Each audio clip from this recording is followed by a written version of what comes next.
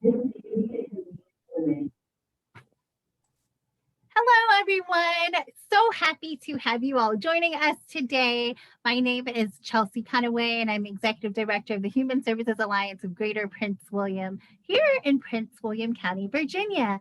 And so we are so thrilled today. We're going to be talking about the 7 steps to take the EEK out of public speaking. And so if you all are familiar with public speaking, if you're not, maybe you feel a little bit nervous or apprehensive about it, this workshop is going to help you to become much more comfortable with it.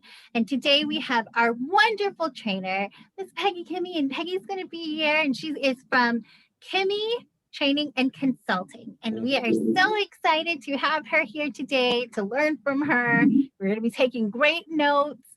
We have shared the handouts in the comments of this video. So if you would like to follow along that way, then you most certainly can.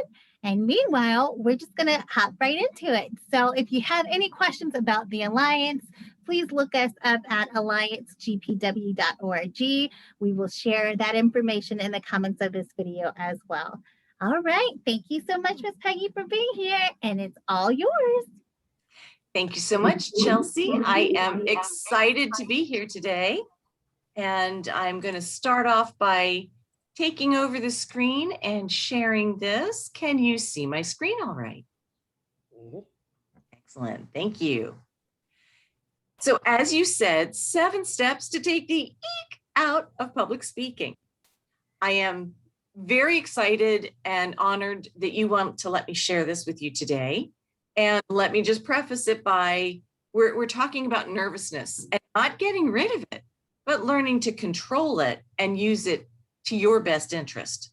So that's what today's topics, the 7 steps, are going to be about, helping you learn to manage those butterflies and get them to fly in formation and help you be more comfortable thinking about the Alliance and the kind of members that you all have.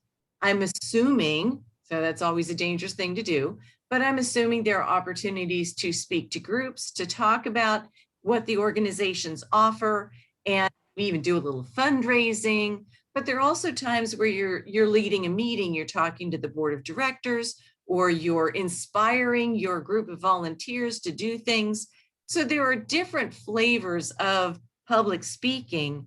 And I believe all of these steps can be used, some of them you're going to tweak a little, some you'll lean on more or less. So as we go through, just be open to thinking about them, where they might fit into, and support you a little bit more in being more control of the situation and more control over those nervousness to help you be more effective as you're speaking in public. So I'm starting off with step number 1, and already I'm kind of breaking the rule because it's 2 things. 1 step, 2 parts, but I really couldn't take them apart because they're integral to each other. And we were chatting a little bit before the recording, and I know that preparation is something we all do in our head, but I'm really leaning on that as the first part of the first step because it really is foundational. Even though you're often talking about a topic that you speak about regularly, you know it inside and out, it's your job, it's your passion. So you think you might not need to sit down and make notes or go through or prepare, but I'm going to encourage you to take this all in and really segment off some time to prepare, to get ready to brainstorm.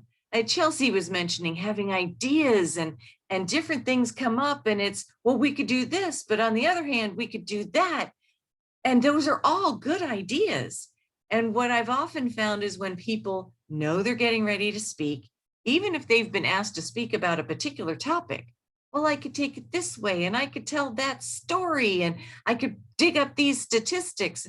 There's so many things and you don't want to forget anything.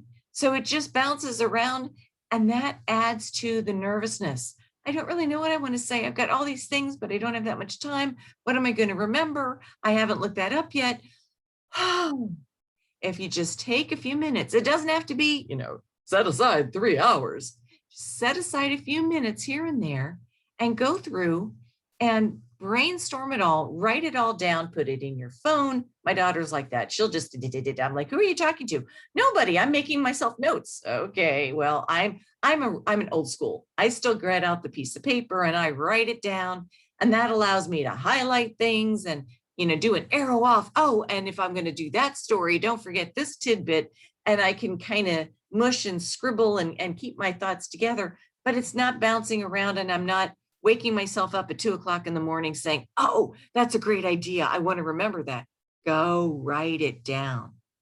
After you've got it out, and you'll keep getting more ideas, so don't worry, but then you can group them together. You can organize them, and you can say, okay, there are so many topics. This is the main thing I want to say, and here are the bullet points. Well, do you have 5 minutes? Are you just touching on 3 points that people will remember? Do you have 20 minutes and you're going to be able to get into, a nice juicy couple of paragraphs about it, and they've got subpoints? How much time do you have? How much information are you going to impart? And keep your notes, because you're going to be asked to do it again. You may have some of the same people listening in. Well, you know what you did last time. So how are you going to freshen that up? Oh, this is a piece that I didn't tell that group 6 months ago. I'm going to be in front of them again. This is the new piece. And here are these other parts that I didn't get to share before. So having them organized and having a brainstorming list of your speeches it's kind of like a puzzle. Which parts am I going to put together today? And then you can build your speech and continue on as you are often speaking. Think about then the main concept that you want to bring out. What do you want them to do? Do you want them to pull out their checkbook? Do you want them to, commit to 3 hours in the next 3 months that they'll be able to come and volunteer for you? Do you just need them to know that your organization is around and to refer you? So you want them to remember the website or that catchy phone number phrase. What is it that you want them to remember? Make sure you say that in the first minute. Say that in your introduction as you're getting going, so they hear it, and then they're hearing the backup pieces and why it's good and the other information. And say it again in their conclusion. Don't assume they're going to remember. They may say it was a great speech and it was inspiring, but do they really remember what they're supposed to do? That's what you need. That's what you need. So it needs to be stated in the introduction and the conclusion. So you've got all this together and you're like, okay, that kind of makes sense. I'm ready to do this. You sure are. You're ready to practice. Practice is important. Practice is important to do out loud because you're going to be speaking it. And I can tell you, it's that I have to do this, me. I get up and I say it out loud and I read my notes out loud and I practice in front of my mirror to practice my arm gestures and how I'm going to describe this thing and talk about going somewhere. But you've got to start with it out loud, because I can tell you, I have written some beautiful speeches that look great when I read it and sound so marvelous in my head. And when I try to get my tongue wrapped around and the words sound funny and I didn't realize they didn't work together until I heard them. So hearing your voice saying these things and your rhythm, finding that pace, finding that phrasing. Do you have a really long section that you're going to say and you ran out of breath? So finding your rhythm in the speech, it's very, very important to practice it out loud and to practice it multiple times. If you're giving a speech in front of people, being able to practice it in front of people, even practice people, is important. Can you get your significant other to listen? Work associates? Maybe it's a longer speech and you're stumbling with this, or you just want to ask them, will you listen to my introduction and my conclusion? Just give me that piece, because especially those parts, you get rolling. I've seen a lot of people just stumble over their introduction. Once they get into it, they get the rhythm and they're like trotting along, and the speech overall is terrific, but it had a rocky start. So maybe there are places that you need to practice. best friend, can you just meet me on Zoom? It won't take long. Or best friend, you'll sit through this for me because I need it. And they'll listen to you 2 or 3 times, whatever's working for you. But you do need to practice it multiple times out loud. If you've got props to use, if you're talking about an item or raffle tickets, what are you raffling off? You want to show things if you can. Are you using a PowerPoint presentation? Don't just go through it on your computer screen while you're saying it. Well, that's a good way to practice and get your rhythm with the slides. But the other piece that you want to think about is, what's it going to look like in the room? Is it next to you and you want to gesture? And this is point 1 and this is point 2. Are you used to moving around in your mind and you practiced doing all kinds of motion, but with that thing projecting behind you, you're going in and out of in front, and then it's, blinding because it's projecting on you. So think about how it's going to work. What are you going to do if it doesn't work?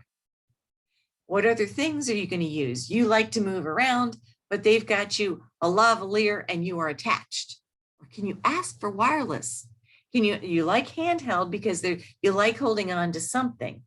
Or don't give me handheld because I'm going to, I move the microphone and you're not going to be able to hear me. So you only get to that point of knowing when you've gone through the brainstorming and preparing and practiced. Those are things that come after, that you add on, the flourishes. What do you say if you've got this wonderful speech prepared, and maybe you're part of a panel or a number of speakers, and the person in front of you went way over time.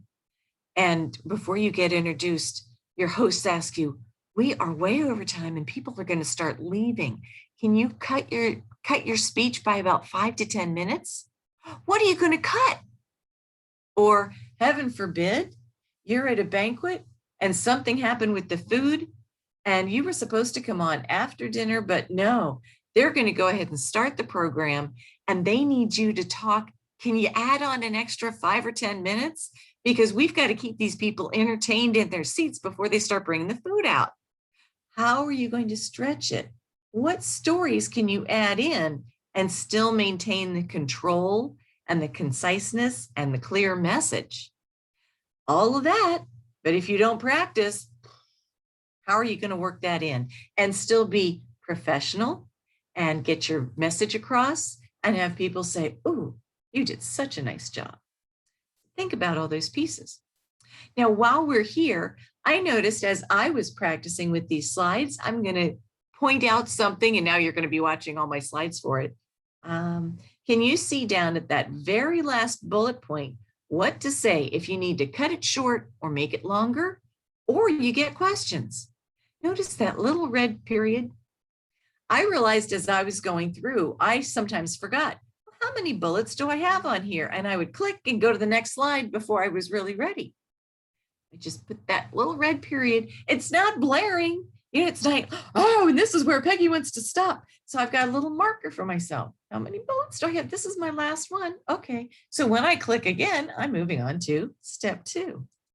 So think about how you can use your props to help you as you're speaking. Arrive early, step number 2. It's always good to get there early, and I'm sure we all try, especially with traffic. We know we can't depend on traffic getting us there in the time that MapQuest or Google, the Google Maps says we're going to get there. It's not going to be that good. Planning to arrive early and early enough even to get in the room. So it's lovely. Ask what time you can get there, how early to set up. Especially if you've got technology, if you want to do any of the practice with that. But there's all kinds of pieces that go into a room setup. So now I'm thinking of the in-person, but there's also things that we do. We got together early here and made sure that my screen share was working. So it's in-person and online. So in person, one of the things that I particularly look at is not just where I'm going to be speaking. Again, it's, is there a lectern there? Is the microphone stationary? Do I carry it? Am I lavalier?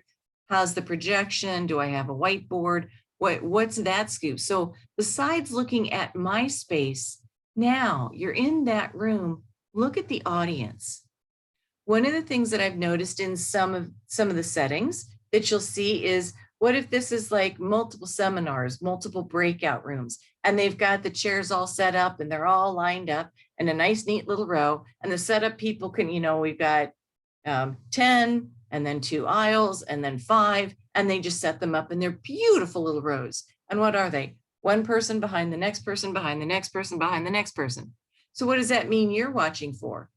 Front row sitting here, second row's leaning around them, third row's leaning around them. Somebody else is doing this. And all those folks are getting tired. Now, if you have to stay in one place, there's not a lot you can do other than, at least if you gesture and move a little bit occasionally, you shift some. And that makes everybody else shift a little bit of shifting is good. If you get to move around the room, you don't want to be pacing and in constant motion, because if they have to keep moving to follow you, they're going to get tired and just give up. But if you go to one place and stay there and talk about a point, and then you go to a next location and you stay there for a little while and you talk about a point, each of the areas of the room feel like you were talking to them. Plus, folks are getting a little bit of movement where they're shifting, enough to keep them alert and engaged without tiring them out. So be aware of the line of sight for your audience. And also look up. Ventilation is important. As you are trying to keep your audience engaged and entertained and motivated and all of that good thing, if they are distracted by a noisy rattle from the air conditioner, or just the fact that, oh my gosh, if there's a bunch of people in a section of the room that all of a sudden are doing this, they might not be upset with you. They might just be all of a sudden cold. You may or may not be able to control that, but you can be aware of it. You might even ask, oh, I hear that rattle in the air conditioning. Can you guys in the back still hear me? If you guys are uncomfortable in that corner, it looks like you're getting blown on and frozen out. There's a couple seats up front. Do you want to move up here? Because we're toasty up front here. Come on down with me. Encourage them to be engaged. You're seeing them. So it really is a two-way conversation, and you're empathizing with them. So all of that is part of you being in control, acknowledging, allowing them, and encouraging them so that you can keep their attention. You know that they are important to you. So line of sight, ventilation, online. Do you have someone watching the chat? Because you're watching the screen. I'm looking at Chelsea and Reggie, and they're just so listening tight, intently. And Chelsea's giving me her nods and her smiles. Love that. So you're watching your audience. Someone else, whether it's an in-person or online, is watching the chat, is taking care of the lights and the ventilation and things like that. Make sure that you've got your helpers all set up. You know who to go to. If the mic goes out halfway because the batteries are dead, you know who's going to come fix it. In the meantime, well, you just realized your microphone went dead. So you need to crank it up a little bit. Maybe you undo this. Hey, Mr. Technician, my microphone is dead. Will you take care of this while I continue on? But you've practiced so much. You're so well prepared that that's not going to throw you out. You know exactly what's coming next, and you can keep on moving with your information. By all means, test all of your props, your laser pointers, make sure your markers, if you do old school flip charts and your writing notes, make sure those markers work. Whiteboard, do you have a way to erase it? Do you want to remind people, okay, I've got this written down. Anybody want to take a picture before I erase it and keep going? So how are you going to work your props in? Make sure that when you're speaking to your audience, not to your whiteboard, not to your prop. They can't hear you. They can't see your expressions. So that's supporting you. It's like a prop in drama. It's not giving the presentation, you are. So practice with all your pieces. Handouts. Do you give them ahead of time? Are people looking at them? Are they supposed to use them interactively? Or do you wait? Some folks wait till the very end. You will get a copy of my full presentation at the end. But right now, the show is right here. And so don't worry about it. So there's a lot of different ways, and it depends on your style, the information that you're giving, and how you want your audience to interact. Decide that ahead of time. Step number 3, own that room. We've already talked about being there and being all set up and looking at the ventilation. What else can I possibly do? In person, I not only want you to be aware of, I want you to walk around that whole room. If you can get there ahead of time, and it doesn't make you, maybe even before anybody else gets there, I like to go in and walk around. And actually sometimes I practice a little bit. Maybe it's my introduction. Maybe I sing the ABC song. I want to hear the acoustics, because acoustics in a room change. Am I going to echo back there by that metal sculpture? Where are the microphones pointing? Like I said, look for that rattle in the ventilation where people might have a problem. And once I've spoken, jogged around, maybe put on some music, done a little dance, well, if I've gotten goofy in that room, there's nothing I'm going to do in my very wonderful professional speech that could be any weirder than that. So I feel like it's kind of like, your conference room in your office, your family room at your house. When you bring people in, you know where the coasters are, and you know where the cushy pillow is. Here, put this behind your back. You know how to make people feel comfortable. The same thing happens here. This is your space. When you are the presenter, you are in charge, and your audience is looking to you to be in control and aware of all the stuff and still get your message across. Talked about that, know the acoustics. Oh, and just like the practicing with the technology on the microphone, that's important here, and unmiked. Just what do you sound like, so that when you're speaking, when you're chatting off to the side, before or after, and with the microphone, many people will say, oh, that's me. They get flustered when they first start to speak because they aren't sounding exactly like they usually do. If you get there early and you make noise, you're going to know what you sound like, and you won't get thrown off by that either. Now for online, make sure your name is displaying the way you want people to see you when they come in. And, where are your buttons? I know where the mute was and how to change things. I'm very comfortable with Zoom, but I've also done a few other things. So when it's like go to meetings, Cisco meetings, Microsoft Teams. Well, where's the mute on that? And how do I find the chat room? Where is everything? So you need to know online, get there early and be in control of all the parts and pieces, so you know what you can work with. Think about your space. Now, honestly, I did let my dog come into my space, and she is very happy laying there. If some commotion goes on with the dogs in the neighborhood, I might regret that. But for the most part, it's better than her at the side door, and I'm just ignoring her and hope that you guys can't hear. So what is your room going to be like online? And can you make it private? I muted my cell phone. I chose today because I've got the screen going on. I am not doing a virtual background because I know that can slow down my bandwidth if it's so busy trying to make all this look good. Plus, I talk too much with my hands, and those virtual backgrounds, then just my fingers disappear and it gets all weird. So if I'm going to be speaking, I don't use a virtual background. So think about all those pieces and how it's going to work with you and help you be professional and concise and support your message. And what are you looking at? Knowing how many people are in your gallery. As I'm watching this, I am trying to make sure that my arms don't go, I scooted back so I have plenty of room to do this. But I'm trying to say, okay, Peggy, you're flapping a little too much.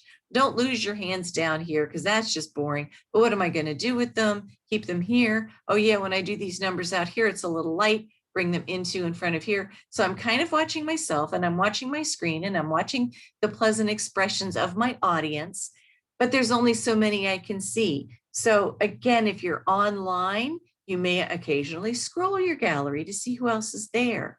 As you're speaking in person, when you have prepared and practiced enough that it's ingrained in you and you know what you're saying, you can disengage from you and actually look at your audience.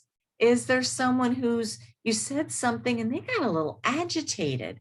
You may want to go and chat with them on break. Did you disagree? Do you have another opinion?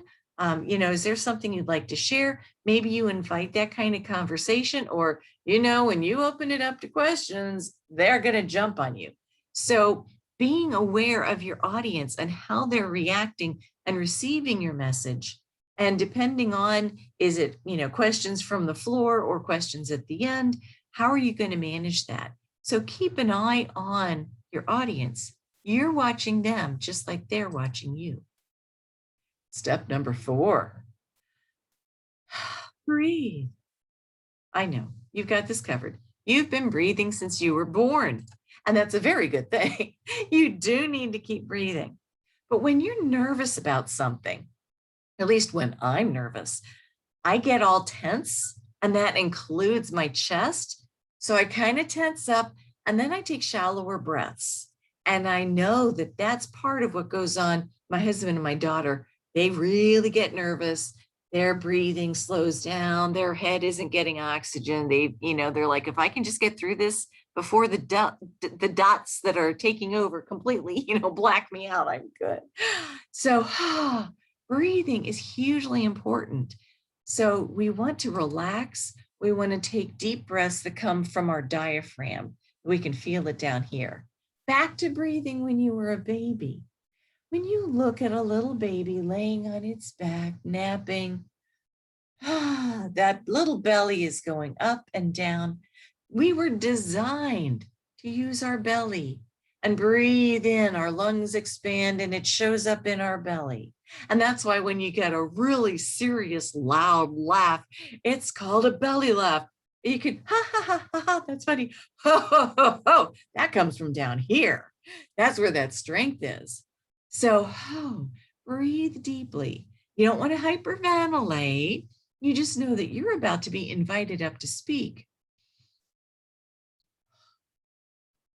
Get that oxygen flowing, get the blood flowing, and you're actually telling your body, things aren't as bad as I thought. I'm relaxing. I can breathe. It's all good. And that takes us right into what I'm doing. It's all good. In step number 5, I'm smiling.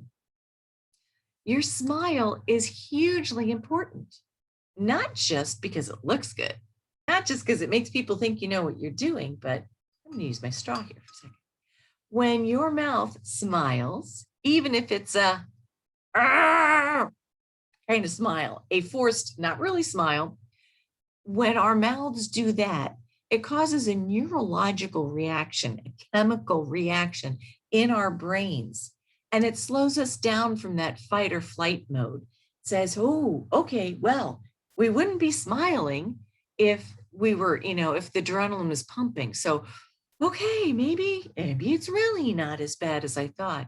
The combination of those deep breaths and that smile will bring down that adrenaline that otherwise, you realize, okay, I'm next on the agenda. And what am I going to say? And your head starts to race and you forget your first point and you go to step up on that stage and you stumble and you hear your notes and you go to put them on the top of the lectern and you drop them all. And then you're just a total mess. Breathe, calm down, smile.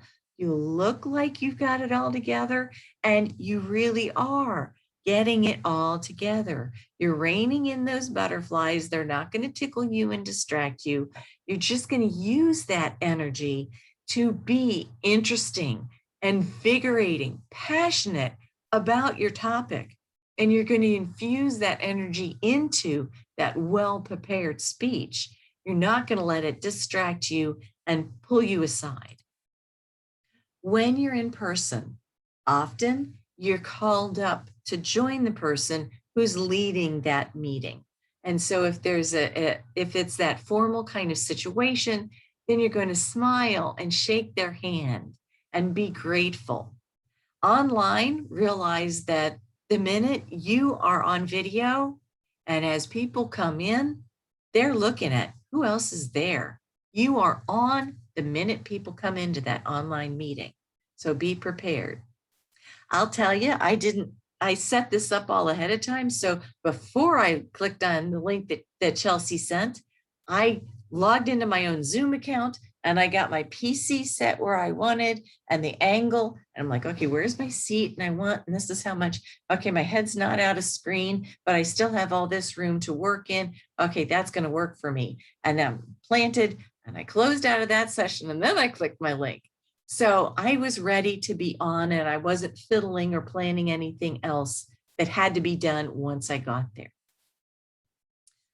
Step number 6. Now my 6 and my 7 are a little more about mental attitude. The other steps have been things to do. You want to breathe, you want to prepare, you're brainstorming, you're testing your props. Those are kind of nitty-gritty hands-on things and very important. But these other two are more about you, even inside it's your thought process. Because the speech that you're giving, I want you to think about this as a gift. So we're going to dissect this sentence. You are giving a speech.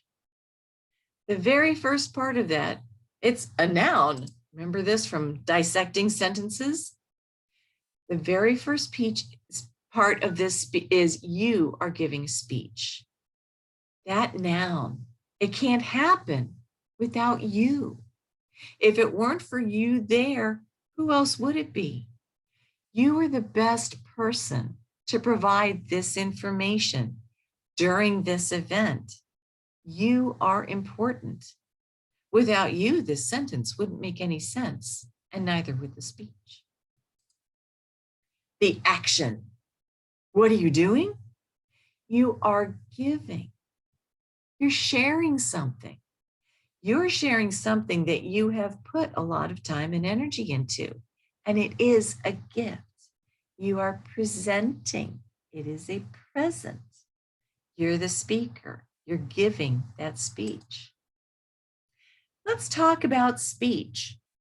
Yes, speech, at first we think about us giving it and all I'm doing is speaking to. But you realize in all of this, I've really been talking about the audience and what are they seeing and what do you want them to experience and your understanding of them and acknowledging them as they're watching you. To me, a speech is a conversation. It's two-way. Even though I'm the one making the majority of the noise, at least until the end, it's still about them. If the audience wasn't there, you can give a speech all day, but then it's just still practice, right? So it needs to be a two-way conversation. You are giving a speech. Honor yourself and the time and effort that you've invested in this speech. Be proud of it if you can. If you're still too nervous and uncomfortable, maybe, look at me, isn't going to happen. But value that and honor yourself. I see so many people, and because they're nervous, they don't realize what great information, how engaging they are, all the good things that they do. And instead they get up there, they say, I'm sorry, you could have found somebody else to do this, but I'm going to give it my best shot. And I really tried to get together some information for you. And the audience is just going, oh, great. Or honestly, worse yet, well, I only had a few minutes to get ready for this because I've just been so busy.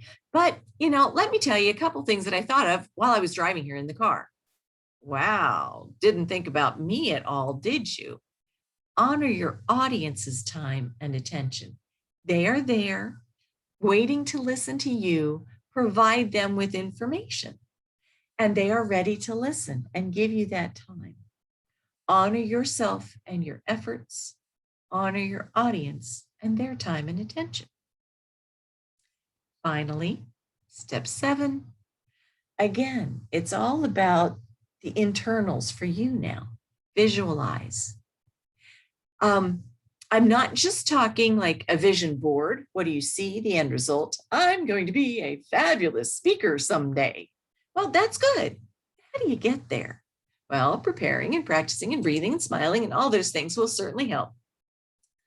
But I want you to think about the practice of visualization as used by our Olympic athletes and our astronauts, because it's been proven in studies that research studies, again, on the brain, that your brain doesn't know the difference between when you are giving a speech, having an argument with your significant other, you're thinking through the process, whatever you're doing in your head, your brain is experiencing that.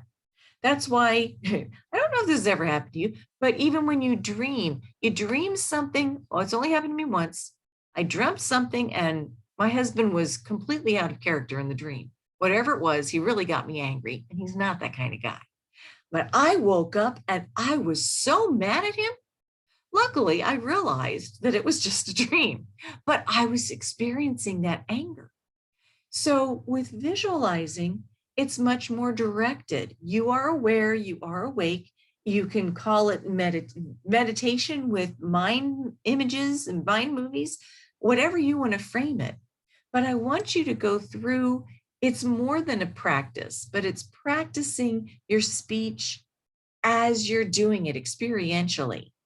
How do you feel? Acknowledge as you're sitting there saying, I'm getting ready to be called up. Oh, I'm feeling kind of nervous. Right. Peggy said to breathe deep breaths. Okay.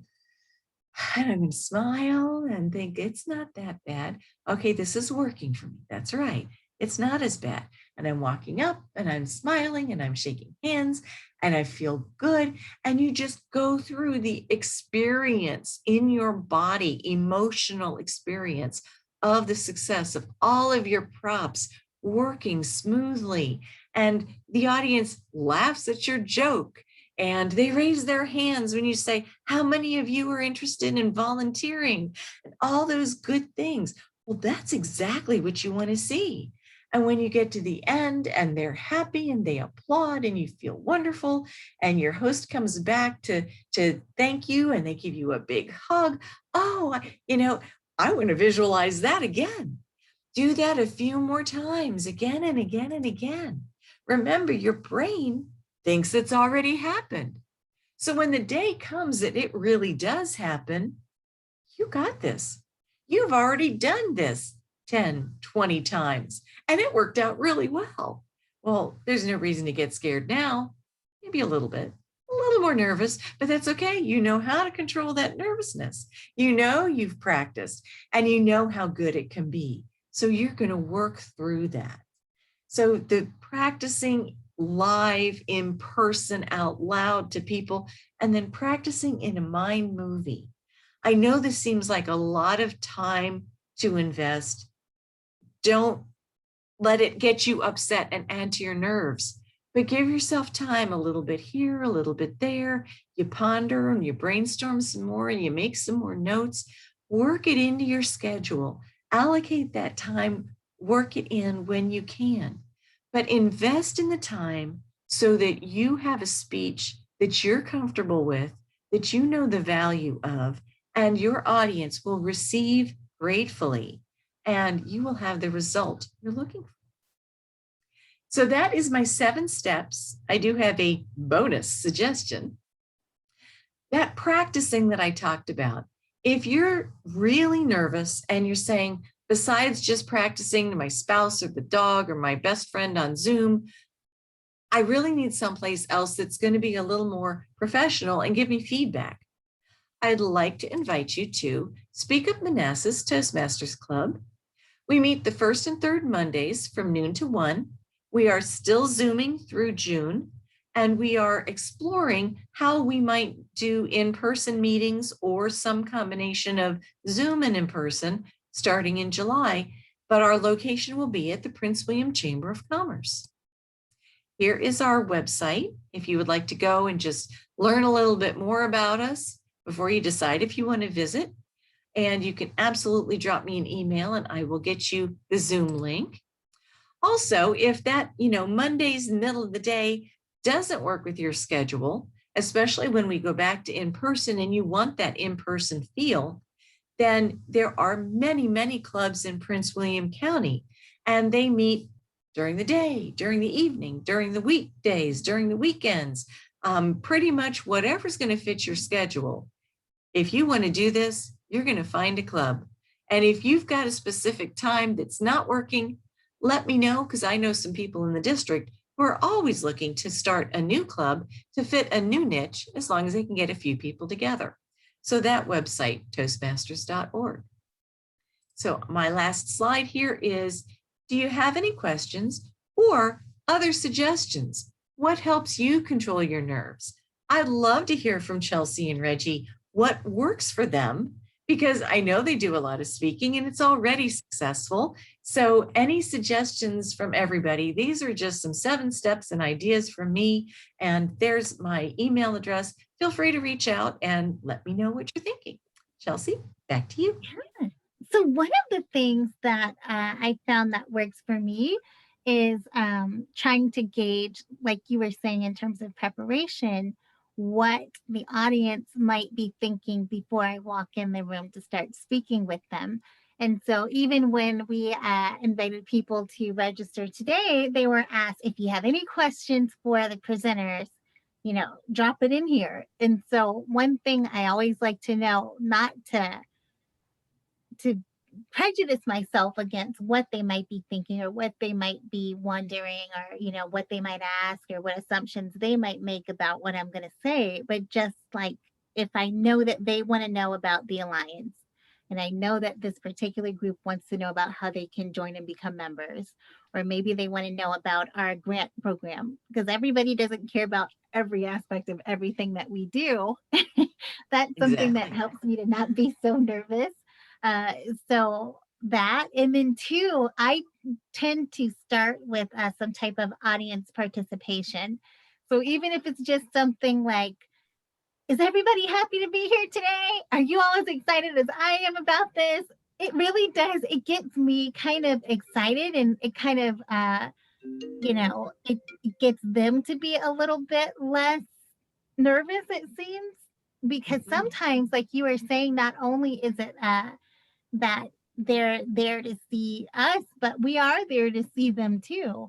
And when we get to look at them, when we get to interact with them, sometimes they might have expectations of us as their trainer or their speaker, and they might be nervous to be in the audience. And so I think sometimes when I can just kind of cut that tension, it makes us all feel a little bit better.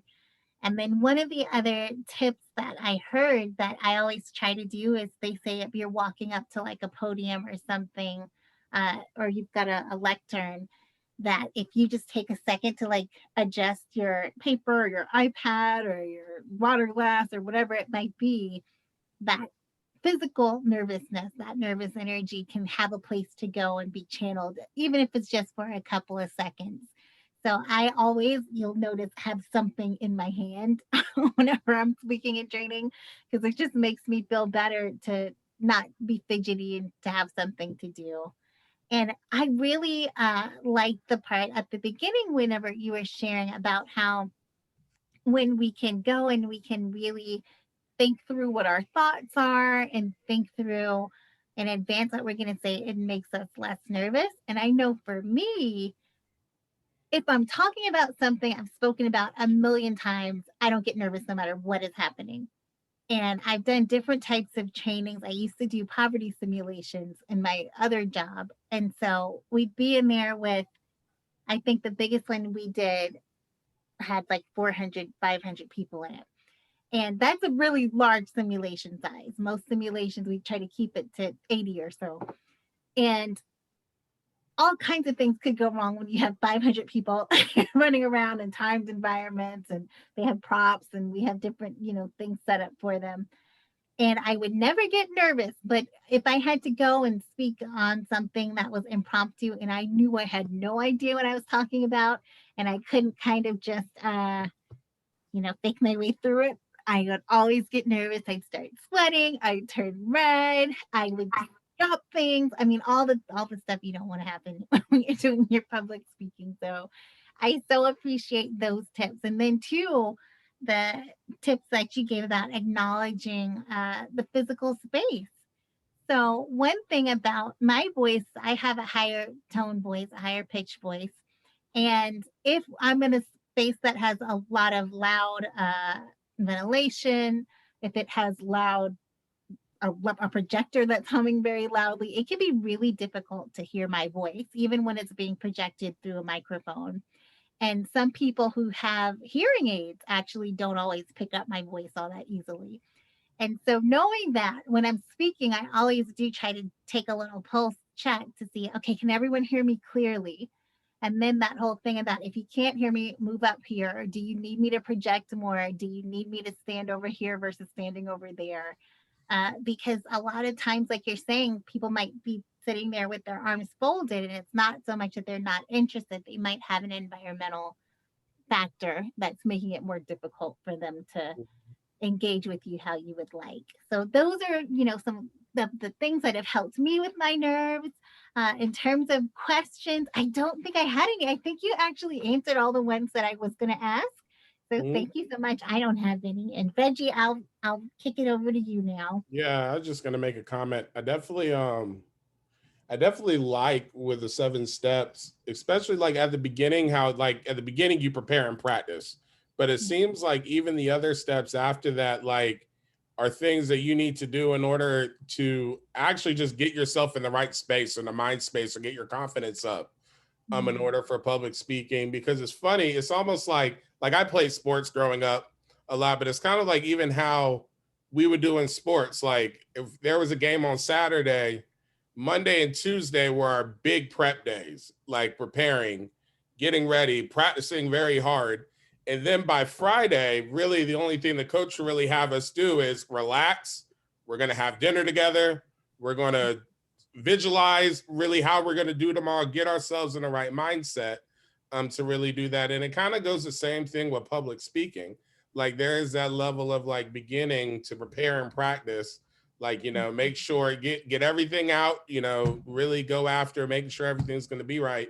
But just the importance, because it's funny, like there's so much importance that's put on arriving early, get visualize how you're going to do, get used to the room, whatever. So it's great, like kind of realizing that a lot of the stuff that you need is just stuff to build up your confidence. That'll make you feel comfortable. Because myself, sometimes I can out prepare myself into doing a bad job sometimes. Like sometimes I can, in sports or anything like that, I could be so nervous wanting to do such a good job that I'm like preparing 2 minutes before it starts. And then I start it and I'm just like a wreck because I'm so nervous about whatever I was doing. So I definitely like the steps, and that was very interesting to me. Yeah. Thank you. Thank Well, you I so have much. really enjoyed being able to share, and I'm glad you all are giving me such wonderful feedback. Thank you for realizing and acknowledging the steps. And like you said, I didn't, I put them in this order and I talk about them, but it's not like I thought them up. You guys have been doing these things, and many people are, but if you find yourself being nervous, going back and saying, okay, I want to, go back to those basics, foundation. What did my coach teach me in sports? It's all there. It's just remembering to do it, making the time. It's really worth it. Absolutely. So much. We are so grateful that you took the time to train us today. And we are looking forward to getting more training from you in the future. And thank you so much. We have learned so much. And when you come and you see us live or you see us on our Zoom meetings, then you can say, okay, let's see if they're paying attention to what the training was. You can see how we apply these wonderful tips. So thank you so much, Peggy. And thank you everyone who has stayed and learned things and engaged with this training. We hope to bring you many more in the future. Thanks everyone and have a great day. Thank you.